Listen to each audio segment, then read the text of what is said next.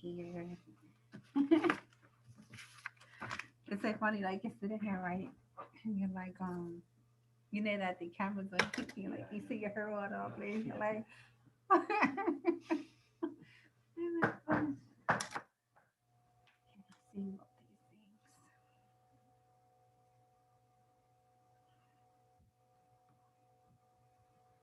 things. But we did it on her. Easy to copy and paste it on her.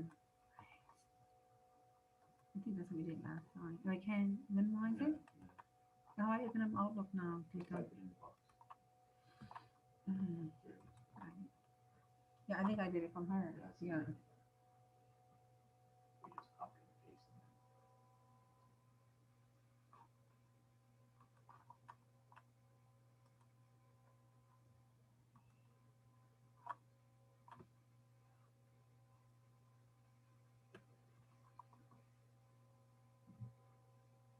Once it comes out, right? Because nothing's out yet.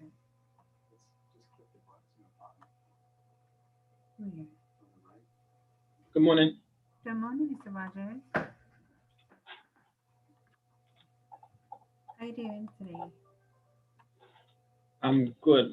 I'm having difficulty hearing you there. Okay. Okay, hold on.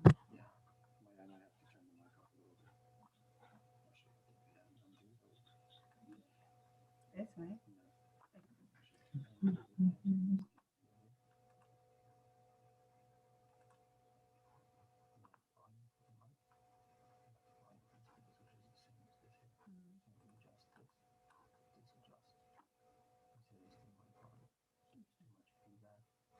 Yeah.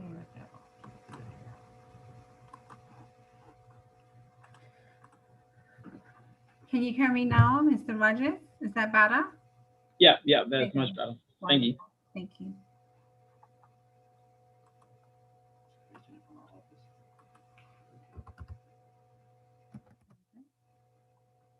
What is it?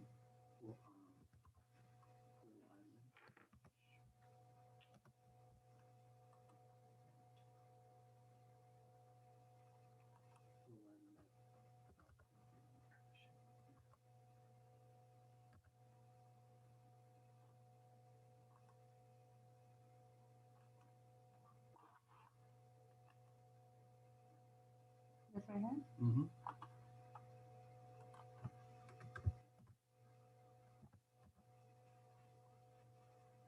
And CC picture?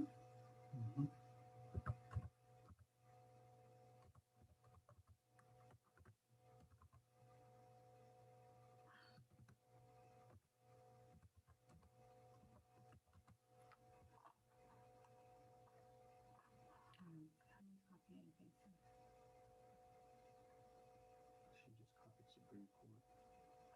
it. Yeah.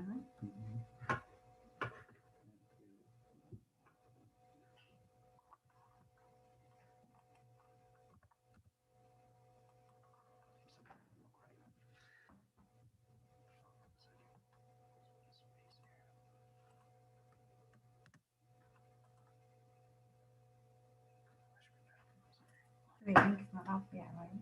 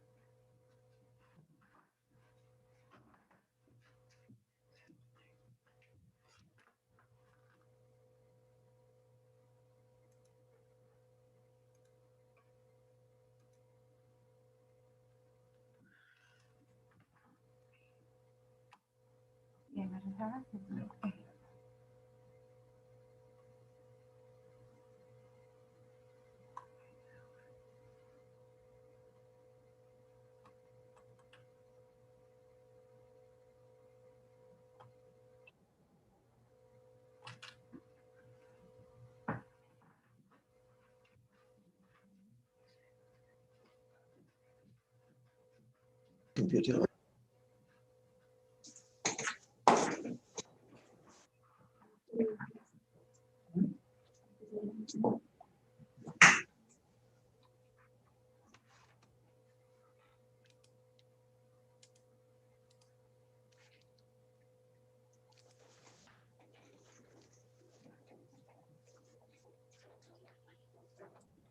Good morning, Ms. Moore Williams.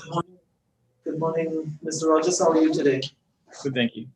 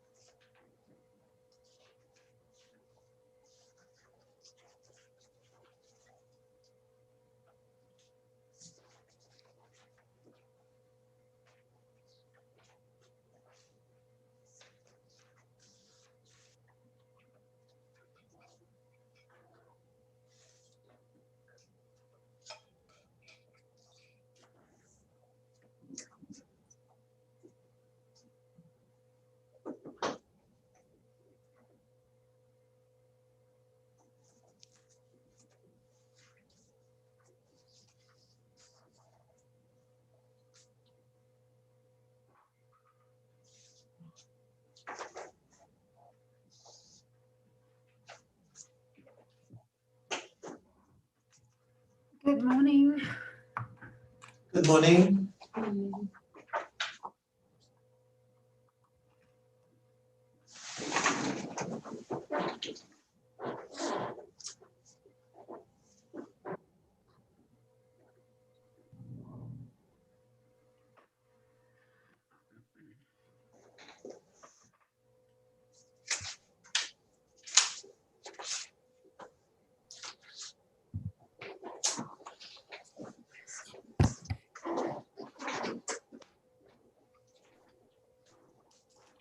Friday, the 9th day of July, 2021, called by Zoom at 11:07 a.m. before the Honorable Justice Sabrina Williams, Appellate Jurisdiction, 2019, number 48.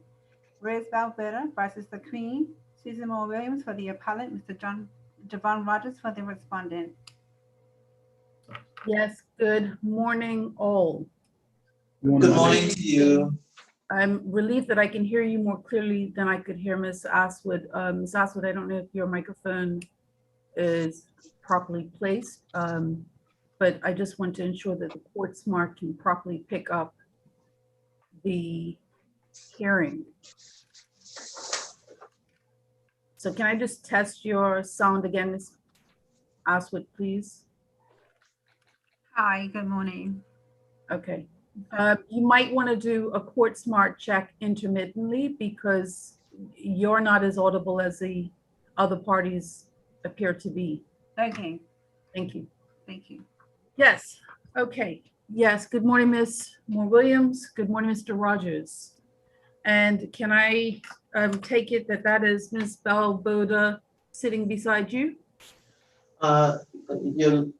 Milady, if Ms. Belboda is immediately across from me in the white. Thank you. And I will also seek your ladyship's permission to introduce my people who is attached to our chambers doing part of the rotation, Ms. Lorende Simons. Thank you. So I'd ask your permission for her to sit in, if that is okay with you. Yes, these are open court proceedings, so you will also notice that we are live streaming so that we have proper public access to the hearing. Thank you very much. Okay, Yes. thank you, and welcome to you, Ms. Simons. And Mr. Rogers, yes, I see you clearly. Thank you. Shall we start? Yes, thank you. Thank you. Yes, my lady, as you have heard, you would have received the copy of the amended grounds of appeal, Yes. and also the submissions which have been submitted on behalf of the appellant. Yes. I wish merely to highlight and to clarify just a couple points in respect of that. And I also like to address what is a fundamental question in this matter. And this was raised by in the respondent's submissions. And that question is physical abuse, as defined under Section 2.1 of the Senior Abuse Register Act 2008, an offense of which assault is an element, because that goes to the heart of whether, in fact, the defense of provocation as set out in Section 254 and 255, of course, the offense of provocation first in 254, and the defense in respect of provocation in 255 of the Criminal Code will then become relevant. So while it is clear that the Crown in their submissions have answered this question in the negative, in respect of our position, my lady, our position was at the trial and continues to be that the answer is in fact yes. So my lady, it's already been set out that if we look at the Senior Abuse Register Act, which I believe was included in the record of appeal, and we look at the Section 2.1, which is the interpretation section in terms of what abuse in this context means. And then, of course, the offense, which is set out in 3.1. Going to the interpretation section, the abuse means physical, sexual, or psychological abuse or financial exploitation. Of course, here, and it further goes on to state that physical abuse or psychological abuse includes where there's a legal duty to provide care and neglect. However, it is our contention that we do not just stop there. First, to deal with what is in Section 2.1 before moving on to a further definition that is actually given in respect of this legislation to the question of what constitutes abuse. It is our submission that physical abuse as set out here includes, but is not limited to, the question of legal duty to provide care and neglect, as seems to be this contention in the submission which has been made by the respondents. I'm sorry, Ms. Moore Williams, let me just interject for a moment. I understand your grounds of appeal as amended to be more focused on a criticism that the learned magistrate did not properly consider the effect of the physical assault from the complainant to the appellant's eye, and that your case is really a criticism of the learned magistrate not having found that provocation was properly made out as a defense. That is correct, my lady, and I could certainly turn to those particular submissions if that would be your preference to begin with in terms of setting out what, or expanding a little bit on what those submissions are. I mean, I can see that Ms. Christopher, who was the trial attorney, made an argument before the learned magistrate, as he notes in his judgment, that the single act of physical assault ought not to have been considered abuse for the purposes of Section 3.1 under the Senior Abuse Register Act 2008, but that does not feature in your grounds of appeal. Your grounds of appeal seem to be very much narrowly focused. And I say that without any criticism whatsoever, but just to understand the scope of this appeal. I understand your grounds of appeal to be focused on the magistrate's finding that provocation wasn't made out, not whether or not abuse as defined under Section 2 applies to the single act of assault, or the fact that a spray bottle was thrown at Mr. Ednes. So I really don't want to go outside of the scope of the appeal. So can you explain to me, how do you invite me to treat these submissions as to what is abuse? Why would I be concerned about that this morning? Your ladyship, to look at the second ground, which deals in the submissions which will be made for the appellant, which is that magistrate erred in law, or in fact in not considering the prerequisites for provocation had not been met. Yes. In that regard, therefore, I just wanted to mention in respect of that particular issue that our argument therefore lies on the factual nature of the provisions of provocation, and applying that to the factual matrix, because the learned magistrate did go through in some detail, because this is there are not many cases that arise in relation to the senior abuse legislation. And also, they're not really the novel concept that where this matter started was from the assault by the complainant on the appellant, which then caused her to retaliate by striking him with a bottle. That would be novel, particularly when you look in respect of the cases which the learned magistrate outlined, which largely dealt with the issue of neglect in respect of the duty of care aspect of it. But what our contention is, therefore, in respect of looking at the elements and then tying them together, because 1 and 2 are in that way linked. If I may speak to that in terms of the sequence of events, what we are saying is that the actual critical time in terms of the issue of whether there was any time to cool, or whether this was a loss of control as set out in our legislation.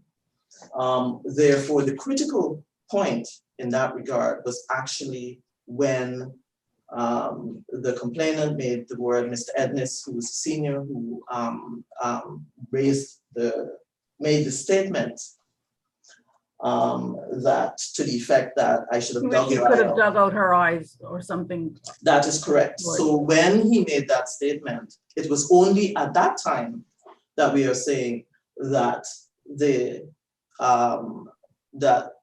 appellant actually responded. So that was the point in time, therefore, in our respectful submission, that the issue as to provocation in terms of what whether there was sufficient provocation, whether it had met the standards as set out in the legislation really began. Because if we look at the context of because it's a very narrow period of time in the magistrate's judgment, I'm sure, my lady, you would have noted that everyone is agreed that this entire incident happened between 2 to 3 minutes. So therefore, the incident started with Mr. Edmonds' assault on the appellant by way of the injury to her eye when he struck her. At that time, my lady, it is important to note with respect to that time frame, as has been set out in the judgment of the learned magistrate.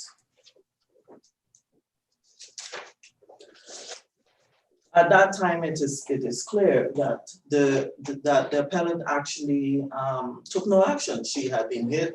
She was in pain. She, in fact, did not respond to that initial assault. And when we look at the cases and we look at how that is addressed, there was no response in that view at that time. The response was only in respect of, in fact, the second assault, which was a verbal assault, as constituted by the words.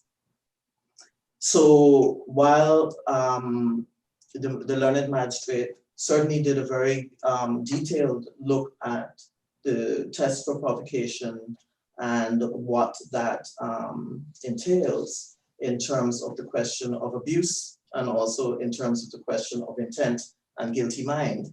And it is our submission that, in fact, the provoking act, which should be considered, which led to the retaliation, was in fact that split second when the comment was made and the appellant then immediately struck through the bottle. So this would be in terms of, if we look at the cases which are relevant, and I have. Sorry, Ms. Williams, before you go into the cases, you've omitted a very important part of the facts as found by the magistrate. They seem to have been unchallenged during the trial, that Nurse Ramsey actually had come into the room, or certainly in that proximity, after Ms. Belboda had been injured or assaulted to her eye.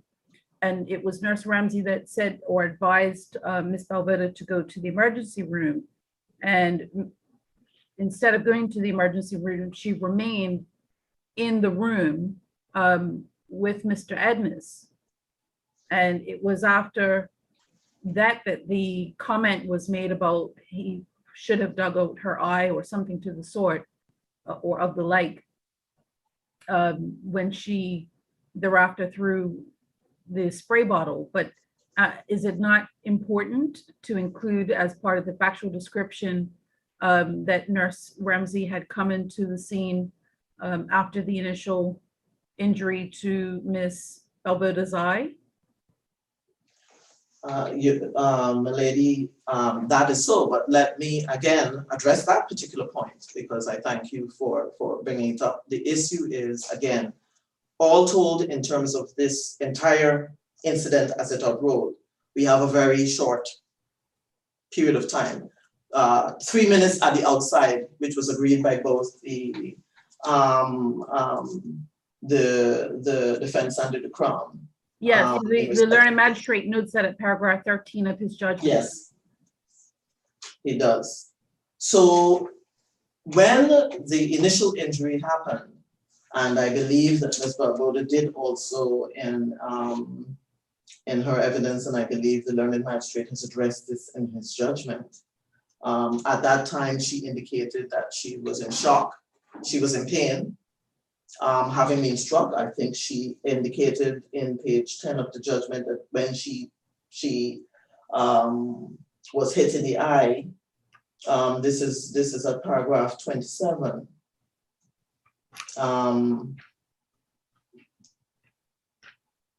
when Nurse Ramsey asked what had happened and advised her to go to ER, she said that the pain was on the scale of 9 to 10. So if we look at that, this is unexpected. You have been hit.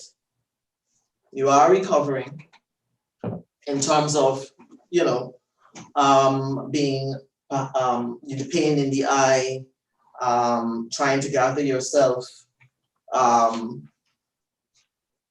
while making your way out. I believe it was also indicated, my lady, that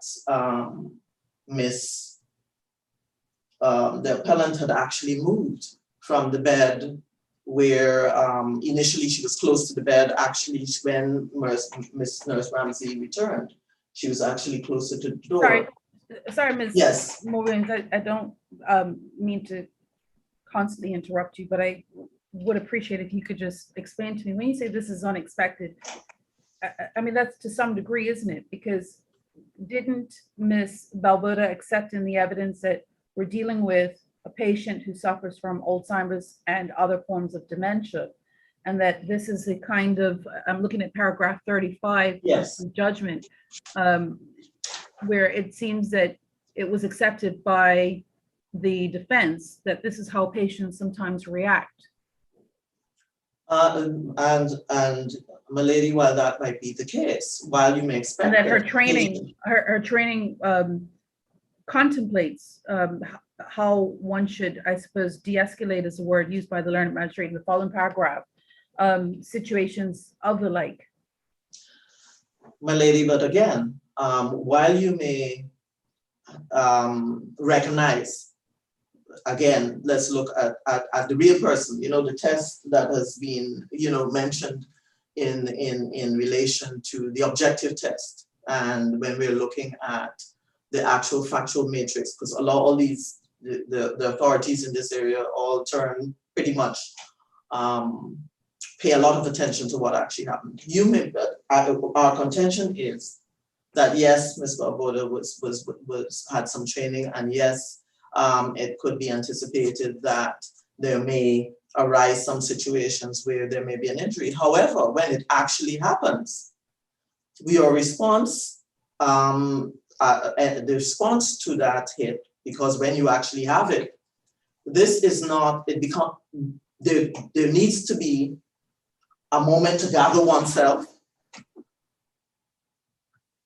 because it would still have come out of the blue, even though it might be something that would be expected that that patients such as Mr. Ednes might do. It is still unanticipated, it's still unexpected, and the dealing with the injury, which was to her eye, would have been something that would have certainly required a little bit of time to gather and recover from. Because even as a nurse's aide, and even someone with that specialist treatment, specialist training, in the immediate situation when there is an injury that you receive, you are then therefore having to deal with in your personal self, recovery from the injury, taking some time to gather yourself, because it was noted, and the magistrate did note in respect of the evidence that there was quite a level of pain, and that Ms. Belboda experienced a range of emotions, and she was shocked, because you can know a thing, but when it actually happens, there's still that element of surprise, because she said all those things would take a few moments to address. But having addressed it, moving slowly out of the room towards the door, if you look at what was said in the judgment, then the second provocation, which was the verbal insult, then occurring, then it becomes important, my ladyship, my lady, I would submit, it then becomes important to consider, as has been set out in the authorities, the special characteristics, the fact that this was an immediate response to that. That is when the action happened, not in respect of the first provocation. And so therefore, the fact that, as had been led in evidence at the trial, that the appellant, Ms. Belboda, was a diabetic, and in fact, type 2 and receiving insulin, and the natural characteristic, taking that into account as a characteristic. How is that to be taken into account as a characteristic? I think the magistrate was concerned that he didn't have any kind of expert evidence. Dr. Wilson, was it? Or I think it was. Yes, there was a letter which was not, say that. But sorry, there was a letter you said? Yes, I believe that Dr. Wilson, as you mentioned, I believe what the magistrate did, the magistrate actually did make a criticism on that point. I thought he was not asked about the effect that the assault could have on, I'm calling it an assault. I think we understand what I mean.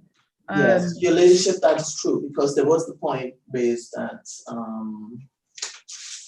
there's no, I mean, let me just put it simply. There was no Yes. expert evidence called for the defense to give any sort of opinion evidence as to the effect or any special effect that that injury could have had to a diabetic patient.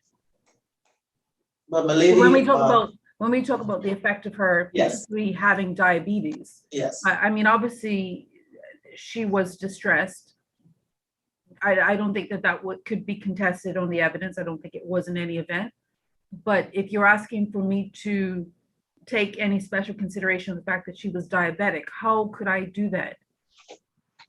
my lady, if our contention, which is the same as the contention at the trial, would be that the fact that there was evidence by way of a letter confirming Miss Belboda's diabetic condition. Yes, but look at paragraph 29 of the judgment. Yes. Just give you a moment. Just remind yourself of paragraph 29 for a moment. Certainly, my lady, with respect to paragraph 29.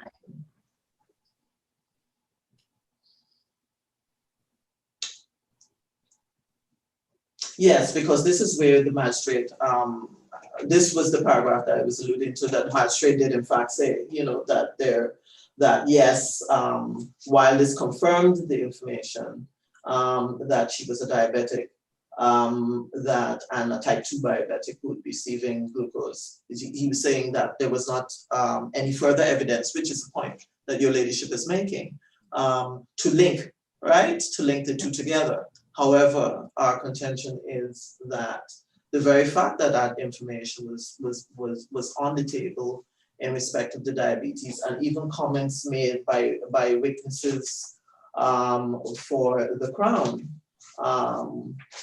I believe that both Nurse Ramsey and there was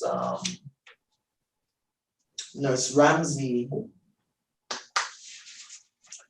and I believe another one of the witnesses had in fact mentioned that while they would not, Mr. Russell, I believe. That's Nurse Russell.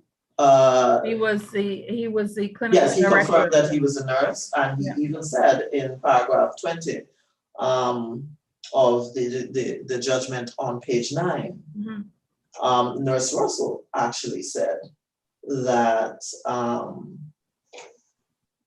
that he's aware that diabetes. I beg your pardon? He was not asked whether being hit or slapped in the face or eye could result in the loss of a diabetic's sight or otherwise exacerbate eye trauma of this type. Neither he nor Nurse Ramsey were asked anything of the sort. Yes, they were not asked to Milady to provide any further information, but they did indicate, and it is indicated that they did mention that this is a matter which very well could have some consequences. And so therefore he did so at nurse 20, and also, Sorry, he did what? I beg your pardon. So the very paragraph, Mr. Russell, in that very paragraph, paragraph 20, Yes, my lady, which you are just referring to, I'm saying that while you were right, he was not asked to elaborate on it further. He did raise the issue in evidence that he is aware of special impacts or results which can flow in respect of persons who have diabetes. no, what he said, sorry, I don't want to go outside. I think we should be careful not to misread what's said. He was aware, Yes. this is Nurse Russell, the clinical director for long-term care services. He was aware that diabetes can affect the eyes and even result in the loss of sight. That's all he said. That's the extent of his opinion evidence. And I'm calling it opinion evidence loosely because it's really not, he was not called to give any sort of opinion evidence. He wasn't called as an expert. All he said was that he's not aware that diabetes can, or he was aware that diabetes could affect the eyes and even result in loss of sight. That's it. That's all he said. And what the magistrate does is make the point that neither he nor Nurse Ramsey were asked about whether being hit or slapped in the face could result in the loss of a diabetic's sight or otherwise exacerbate eye trauma of this type. That's what the paragraph reads. I don't think that we should go beyond that because it doesn't say anything further than that. That is correct, but to the point, to your question, to what I was trying to address is that it is our respectful submission that certainly was information, but it was not carried further, but we are saying that the fact that there was information as to the diabetes and certainly both Nurse Ramsey and Mr. Russell indicated that even if you keep it very narrow, right, on the narrowest construction, which your ladyship has pointed out, that they as nurses and as experienced nurses did mention that they were aware that there could be consequences from that. On top of what was led certainly to confirm that the letter of Dr. Wilson, which confirmed and indicated that Miss Belboda was a diabetic, would still be something that would be information that could have been taken, that was taken into consideration, we would say, by the learned magistrate. However, we would beg to differ from the learned magistrate by saying that what was brought out in the evidence and what was tendered in evidence was sufficient to have made it clear that Miss Belboda was in the category of people who would be diabetics, therefore that would be one of the factors that could be considered in terms of whether her response, whether she lost control or whether her response was such that persons of similar characteristics would do, or even the ordinary man. Because if to argue it another way, if my ladyship, you do not accept that the evidence led was enough to provide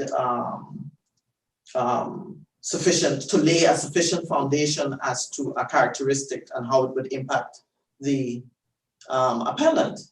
Certainly, my ladyship, if we look at the test, which is, would an ordinary person with the power of self-control, right? John Blow, an ordinary person with the power of self-control.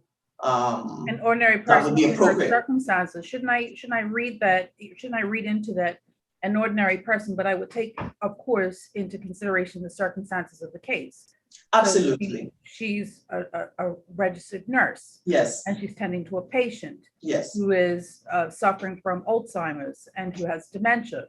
And she's caring for him in her capacity as a registered nurse, who is admitted at the hospital. I would take all of those factors into consideration when I'm looking at what the ordinary person would do. It would be in those circumstances. yes. My lady, it will be. However, what the distinction I think that I am trying to make in respect of that is that there are responses that will come and that will be appropriate in respect of being a nurse. There's also a response that will flow in these circumstances from being an injured person. And that is the distinction, my ladyship, that I'm trying to, my lady, I'm trying to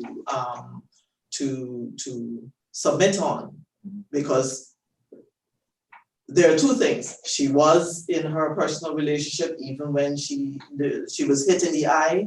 Her immediate response, which might have been a response of someone who was not trained, right, might have been to let me just hit you back. That was not the response. At that time, she was dealing, however, as an individual who has received an injury. So one, she did not retaliate, which would be appropriate in her nursing capacity, but also as a person who has suffered an injury and is now in shock and trying to deal with the pain in the eye and not being able to see in the eye, and is taking a few moments to gather herself and come to herself. We're saying that there are two levels to this, and that when we look at, therefore, so she was appropriate in terms of a nurse. She did mother with him as an ordinary person might have in relation to the first assault. However, when she actually lost her cool and certainly would have been responding, was in relation to the comment that was made. And therefore, that when we look at that aspect of it, and we look at, this is a person who suffered, because this is, the comment was directly in respect to the injury of the eye, like I should have taken it out, I should actually have injured you more. In that capacity, therefore, what we are saying is that Ms. Belboda's response would have been as someone who has had an injury, who is already concerned by the injury, who's already dealing with the injury, and then to be told. And as you would note in the magistrate's judgment, he makes it is clear that Ms. Belboda said repeatedly in her evidence that she felt sure that even though he was a patient who had some dementia or had some level of Alzheimer's there, and it was indicated in the evidence also that those people have moments of lucidity, have lucid moments, and she was convinced that the comment that he made was following so quickly after the fact that he had struck her in the eye, that he was aware of what he was doing. That then was the provocation, which was instant, which led to the instant response, which would be a response that would be expected or not unexpected in someone who has suffered an injury by picking up and throwing the bottle. So we're saying there are two levels of consideration here in respect to this.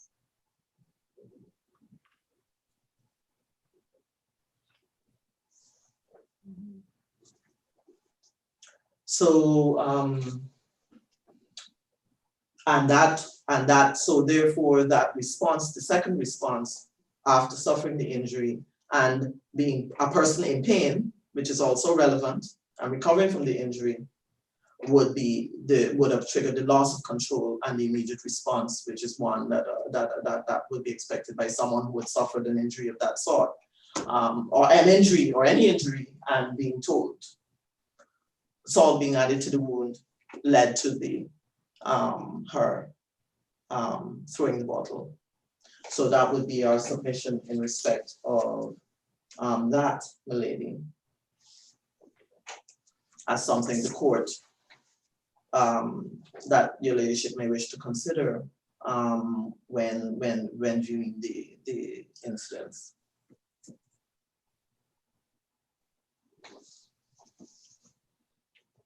Yes. Okay.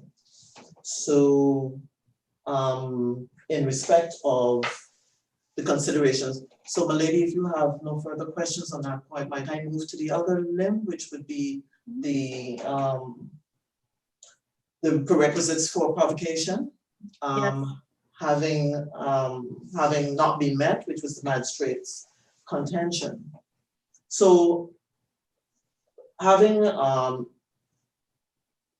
dealt with the scenario and having all I will do in closing really, because a lot of what has been said in respect of how it could be considered with respect to the sequence of the issues. If then that is accepted, the contentions and the submissions which I've made previously, then it would be clear that the second provocation, and which led to the immediate loss of control, would have therefore amounted to, if we look at defense, at the defense, would have met the requisite test as set out. And looking at the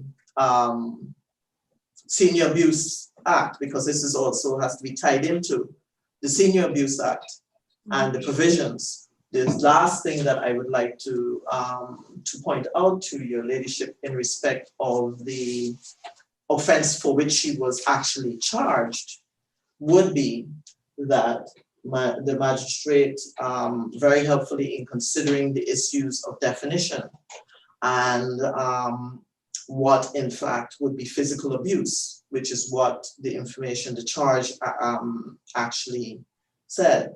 In respect of that, he mentioned, he very helpfully set out in respect of 6 and 7 of his judgment. He said, he indicated that under the Act, the 2008 Act, under Section 4, where the senior abuse general policies and procedures were laid out, there was a further definition in respect of physical abuse. And on page 7, so this would be paragraph 7, but also, and this would be A.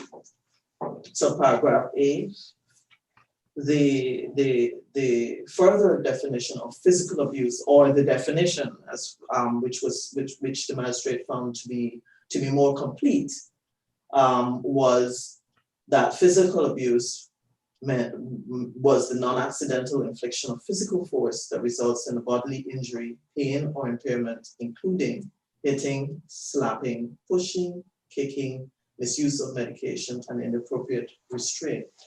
The magistrate himself was firmly of the view. Ms. Williams, I just Yes. want to make sure I'm following you, because you're taking me back, as you started, to the different examples which constitute physical abuse, but you don't say in your grounds of appeal that the magistrate erred in finding that the act of throwing the spray bottle amounted to physical abuse under Section 3.1. That's not a complaint that you make in your amended grounds of appeal. Madam, I was just saying, I'm sorry, in considering the prerequisites for provocation, and so I would limit my submissions. I thank you for that, and I limit my submissions to that. Certainly in respect of the grounds for provocation, we are saying in respect of the factual matrix that we have outlined, and the triggering event being at the second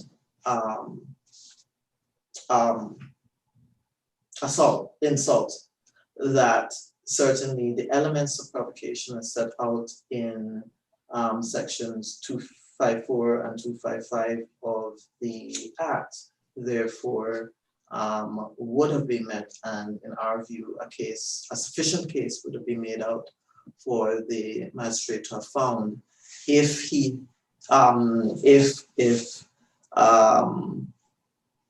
consideration had been given to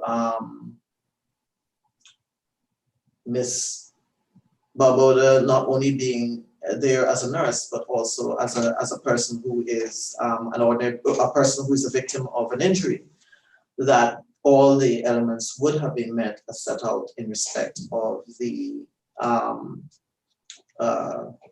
defense as well as the offense. I think what I was specifically talking about in respect of provocation would be the 254, and then the 255 defense. Those would therefore have been met. And so it was open in all the circumstances for the magistrate to have ruled, to have made a decision, which came to the reality of the standard, the required standards being met in respect of the provisions, our local provisions. I mean, I would think, Ms. Moore-Williams, that the strength of your argument is really that the magistrate ought not to have found adversely to the appellant when looking at the factors listed under subparagraph 2 under section 255. Yes. And really what you say is that the learned magistrate ought to have found in favor of the appellant under section 255, 2A and B. And when I go through that list, those are the findings of facts that he really should have drawn from the evidence. That is correct. Okay. My lady.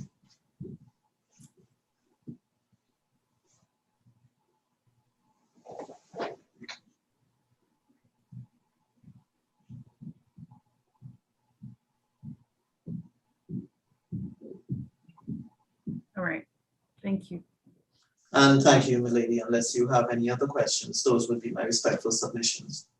Thank you very much, Ms. Moore-Williams. Thank you. Mr.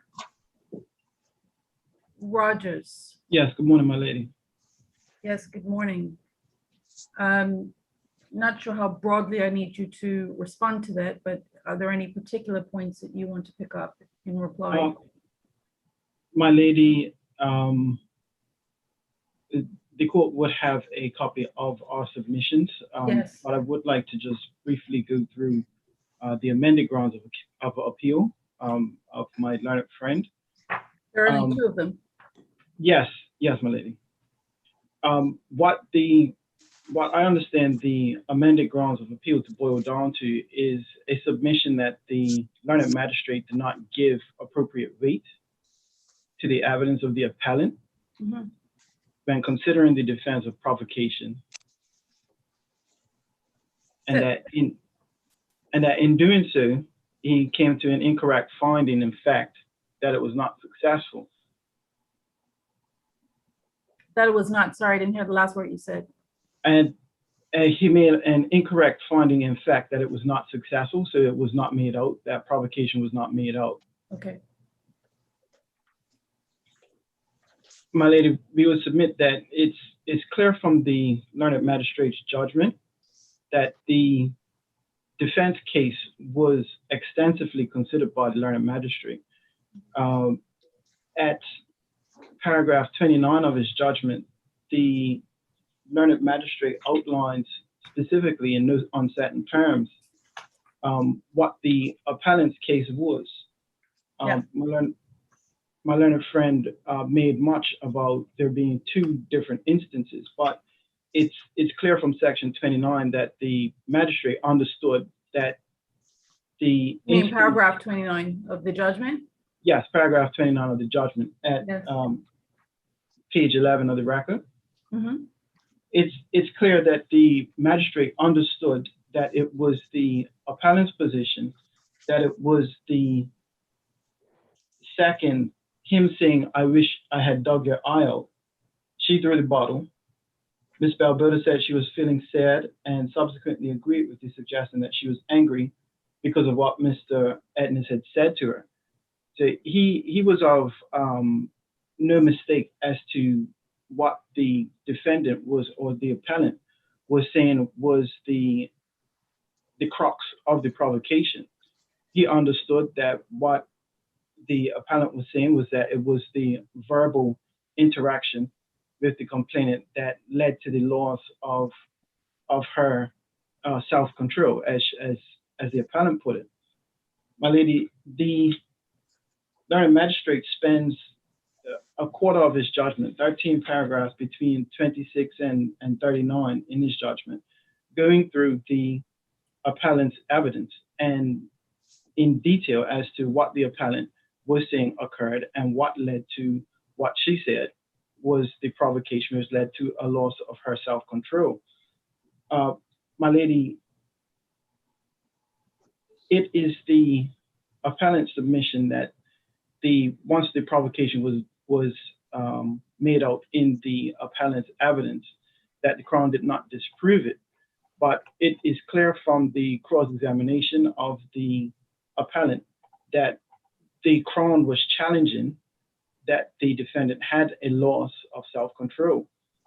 There are several times throughout the judgment of the learned magistrate that he references her feeling of anger, sadness, and other emotions. Mm-hmm. Paragraph 29. Yes, my lady, paragraph 29, as well as paragraph 32, the last sentence. She agreed that the hit to her eye made her angry, together with what Mr. Edna subsequently said after Ms. Ramsey left. Paragraph 34 as well. Yes. At the middle of the paragraph, she confirmed even 33. On the and final 33 as sentence, well. she accepted she was in pain, that she was angry, and she said that even after being told to go to the ER because she said she was in shock. Yes. And then paragraph 34, halfway down, this is all in relation to the appellant's evidence. She confirmed that she threw the bottle because of what she said Mr. Edna said. It was put to her that in the conscious system, however, was that I turned around and hit me with a stray bottle as a reaction to him hitting me in the eye. And when asked which was it, the hit in the eye or what Mr. Edna said, which had made her throw the bottle at him, she replied it was because of the words that he said. Paragraph 35, it was then suggested to the defendant that notwithstanding her training and knowing that this is how patients react sometimes, she got angry and retaliated and threw the bottle at Mr. Edna, and the defendant agreed. Again, paragraph 36, Ms. Belboda said not only did she believe that Mr. Edna knew what he was doing when he hit her eye, but also she believed that he intended to gouge her eye out. And that is why she got angry and threw the bottle at him. My lady, throughout the evidence, it was challenged, and the appellant agreed on many occasions that she was angry and retaliated. She also said she was in fear for her life somewhere, didn't she?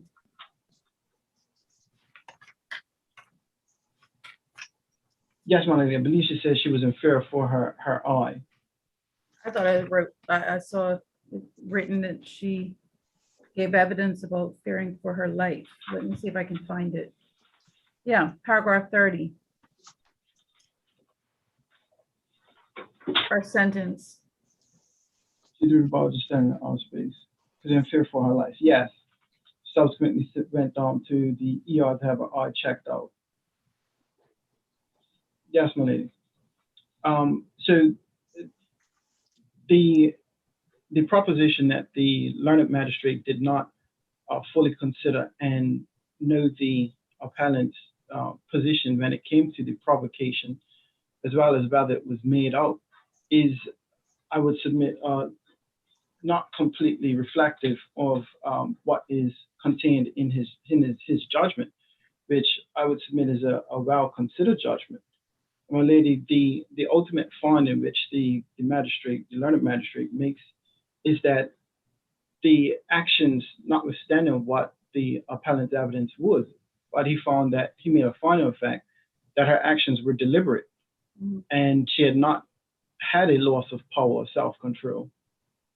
It was his finding that she had acted out of anger and retaliation rather than a loss of self-control. So, my lady, while the appellant, it's true that she, in her evidence, made out what was the elements of provocation. They were successfully challenged in relation to the loss of self-control. And it was the finding of fact of the learned magistrate that she, in fact, didn't act out of a loss of self-control, but out of anger and retaliation. And due to that finding, that's why the defense of provocation was not found to be met. I mean, he really confirms the court's finding at paragraph 50 after having considered the law in the UK in terms of diminished responsibility as a partial defense to murder, and having looked at section 255, particularly 255 subparagraph 2, subsection 2.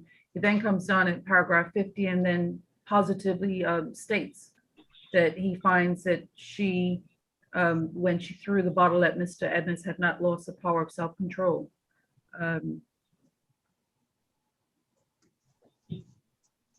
She did it because she was angry and retaliated by throwing the spray bottle at Mr. Edmonds. I mean, that's what the learned magistrate found when he considered section 255. Yes, my lady. And it will be the Crown submissions that the complaint at this stage from the appellant is that the learned magistrate did not agree with their defense. And that's a final fact that the magistrate made, having heard and considered all of the evidence. It's not that he did not consider the defense. He did consider it very thoroughly, and he found that it was not made out. I mean, really, this is a case where I don't need to trouble myself with the details of the magistrate's note of the evidence. The facts seem to be agreed and non-contentious. And when I say facts, I mean the bare facts, that Miss Belboda was a nurse in the hospital tending to Mr. Edmonds, that he suffered dementia. I've gone through this already. I've had it rehearsed to me also. I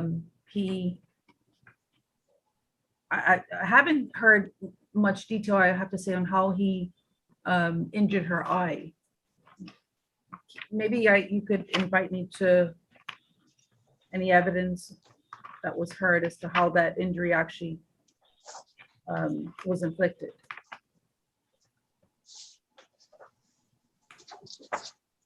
Or the injury or the resulting injury? Yes, I mean, I imagine that evidence would have come from Ms. Belboda when she gave evidence in her defense. Yes, my lady. At page 48 of the record, I believe it's about halfway down. Yep. Yes, I was angry because of what he said to me. It was really painful when he hit me in the eye. Really painful for my eyes to see what I'm doing because of the stitches. It was a shock to my body. That's the effect of it, but I'm talking about the act of him injuring her eye. Do we have any sort of particulars on that evidence?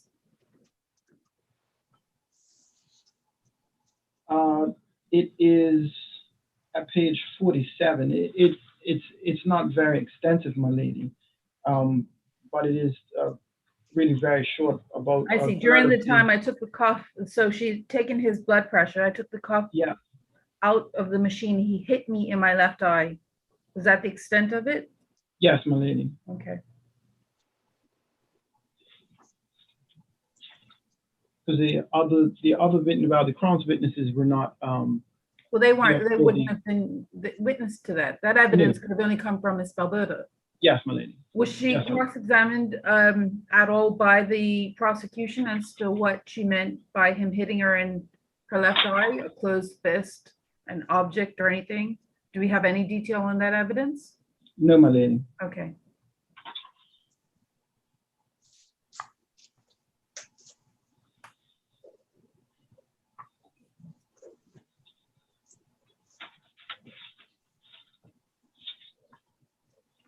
My lady, as you would have seen from my submissions, there is also a question resubmit as to the applicability of sections 255 and 254 to the offense of senior abuse. And while it does not specifically go to the appellant's grounds of appeal, it may be beneficial to have a ruling on the application of provocation to specifically the offense of senior abuse. If my lady does, I mean, well, that's the scope of the appeal. I'm gonna have to deal with that. It's the Crown submissions that the defense of provocation was brought up as an issue by trial counsel for the appellant. And it's our submission that the provocation should not apply in this case in any event. My lady, this is due to the wording in the criminal code of the defense of provocation, which sets out that provocation applies to an offense to which assault is an element. My lady, it's the respondent's position that assault is not an element of the offense against Section 3 of the Senior Abuse Register Act. And as a result, that provocation itself does not apply to offenses committed against the Senior Abuse Register Act. I'm not sure I'm following you, Mr. Rogers. You're gonna have to take me through that submission, I think, in some better detail. Got it, my lady. So under Section 3.1 of the Senior Abuse Register Act, it states that a person who abuses a senior is guilty of an offense. So that in itself does not have assault as being an element of the offense. It's just abuse. Abuse is defined, isn't it? Yes, my lady. And that's what Ms. Moore Williams was taking us through in her submissions. Yes, my lady. Section 2.1 defines abuse as meaning physical, sexual, and psychological. Are you drawing a distinction between physical abuse and physical assault? Yes, my lady. How? Because physical abuse itself does not have to include, so it's not an element of the offense that an assault has to take place, because Section 2.1 does define physical abuse as including where a legal duty to provide care, there is neglect. So physical abuse can be committed without a physical assault if it is by way of a neglect. So the abuse itself, the senior abuse itself does not include or does not have to include an assault because of the way that it's broader in its scope. Yes, my lady. Because abuse can happen in many ways, as defined in Section 2.1. But also physical abuse can happen in many ways, which itself doesn't have to include an assault. Okay, let me suppose for a moment that you're correct on that. What's the importance of this? What's the importance of a distinction between physical abuse and physical assault? Because Section 254(1) under the code requires an assault to be an element of the offense of provocation. Yes, my lady. But are you saying that I should somehow find, because she wasn't charged with assault under the code, that the throwing of a bottle at Mr. Edness with the exhibit of the injury to his eye didn't somehow constitute a physical assault? My lady, I would submit, it's our submission that the offense of senior abuse, there is no element that requires. Generically speaking, yes, but come to this case. Yes, my lady. We're concerned, the act of physical or the act of physicality that we're concerned with in this case, is the throwing of a bottle, which made contact with Mr. Ednes, which caused him physical injury to his eye. Yes, my lady. Would it be right for me to now somehow treat that as if it is distinct from a physical assault? My lady, the physical assault is proof that the offense took place, but it is not an element of the offense of physical abuse. No, I understand that. I understand that, but you're drawing a distinction for a reason. Yes, my lady. I understand the reason to be that this somehow would disqualify the appellant from relying on section 254 under the code. Yes, my lady. Well, is that fair? You may very well be correct that the scope of abuse under the Senior Abuse Register Act does not is not restricted to a physical assault. But in this case, where the facts are such that the defendant threw a bottle, a spray bottle, at the complainant and thereby caused injury, should I, in this case, somehow think that that is, or treat that to be distinct from a physical assault, notwithstanding that she was charged and convicted under section 3.1? My lady, the submission is that the defense of provocation should not apply simply because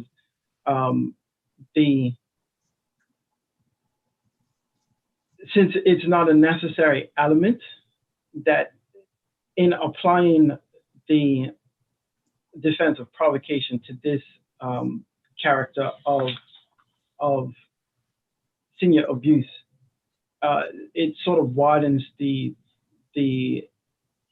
scope of section 255 and 254 to include offenses where it really should not apply, because well, I mean, that would be fair if the abuse clearly did not go so far as to qualify for also being an assault. Whether she was charged under section 309 or 308 of the criminal code, surely I can take into consideration the facts of this case that there was an assault. yes, my lady. And what you would be more concerned with, which I'm surprised you're not focusing more on, is that whilst it may very well be treated as an assault for the purposes of section 254(1), when you look at section 255, subsection 2, which is where Ms. Moore Williams would place and direct her own emphasis as to where the magistrate erred in his findings, you would say that the magistrate quite correctly found against Ms. Belboda on all of the issues listed under subsection 2. Yes, my lady, and that was my submission in particular in relation to the grounds of appeal. Yes. The application of 255 and 254 it's a bit of a it's not your strongest point. No, I take that to be the case, my lady. But I think that it is a novel point, which I would submit still applies, even though I do see that my lady is not with me on that point. I mean, listen, so I'm going to reserve, I'm going to look at it. Many a times, a view that I might take provisionally is completely undone by a more close and careful examination of the arguments and the evidence. But I mean, I have to tell you, I understand the technical observation that you make, or the more academic or generic may be a better word for it, observation that you make on section 254(1) in terms of physical assault being an element, and senior abuse, if I can call it that way, is not necessarily a physical assault. But I think in this case, I don't think that this is the right case for you to make that argument. Got it, my lady. I do have it in my in my submissions, as well as the case of Kapronowski. Right. So I won't bother the court any further in all submissions on that point, my lady. Mhm.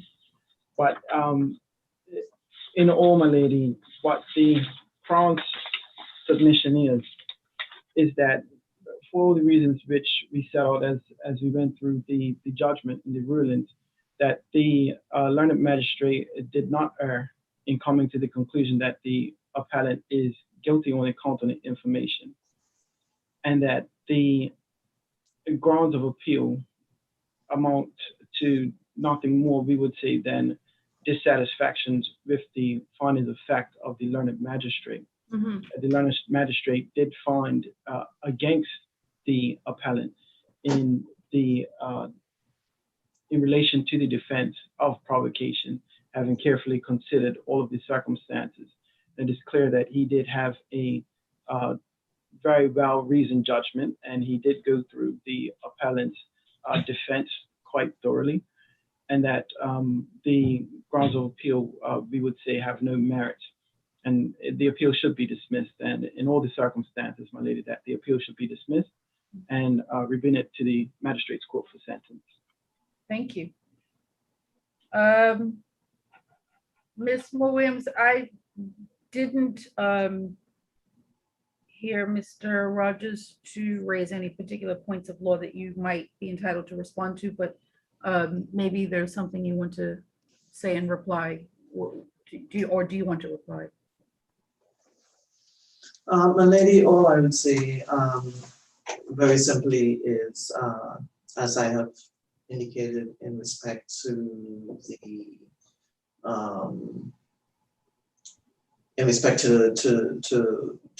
the Crown's position that there is not, that assault is not an element in relation to the Senior Abuse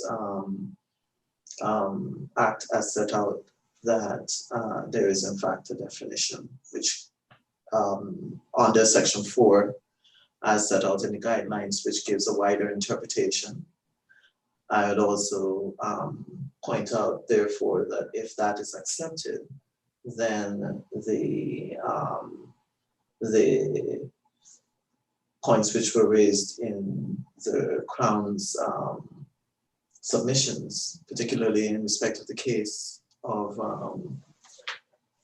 I'm not sure, Korkanowski, or I may be pronouncing it wrong, but I'm sure your ladyship will know the matter that I refer to.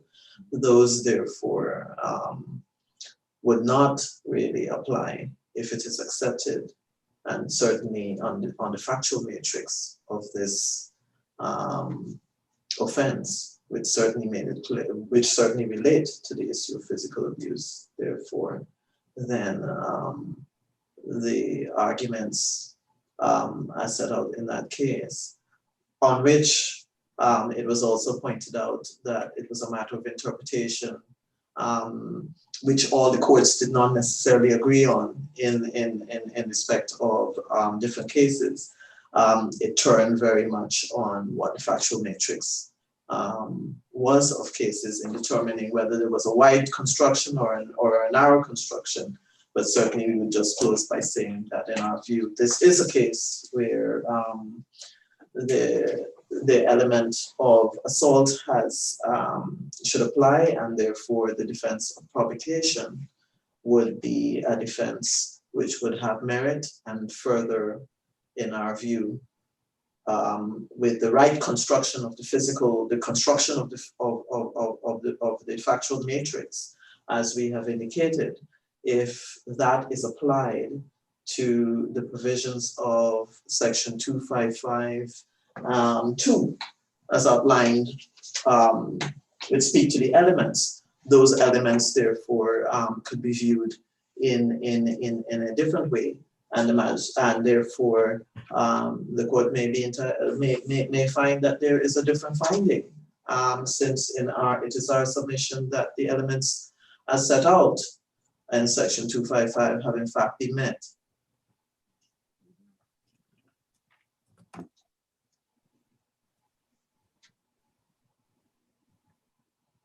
I'm sorry, I just knocked a button inadvertently.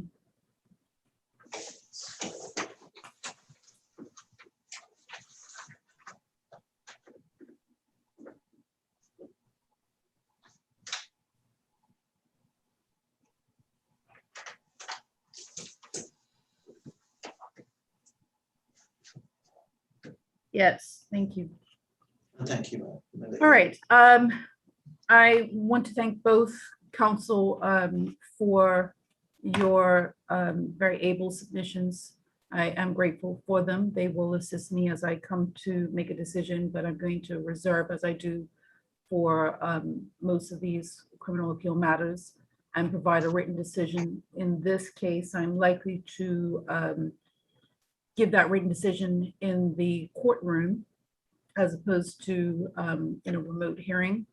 And you will get some indication from a member of the registry as to when judgment will be delivered. The appellant's bail, I presume that she's obviously on bail pending appeal, is extended, but she will have to appear when I come to deliver my judgment. Otherwise, that will be, and that will qualify as a breach of her bail. Okay. I'm so guided, my lady. Thank you. Thank All you, right, my lady. unless there's anything further, I will adjourn. No, my lady. Thank you. Thank you very much. Have a Very good much. afternoon.